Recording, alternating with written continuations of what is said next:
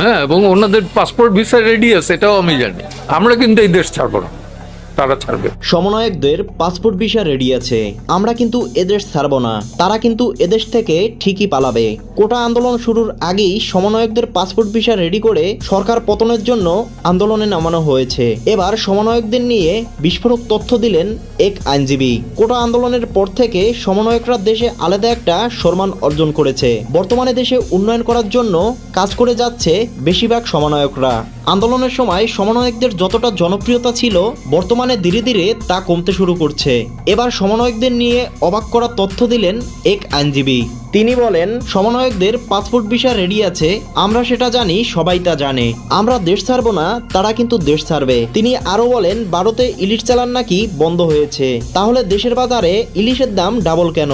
এখন পর্যন্ত সাবেক চাঁদাবাজ সিন্ডিকেট এবং চোরাচালানের বিরুদ্ধে কয়টি মামলা হয়েছে?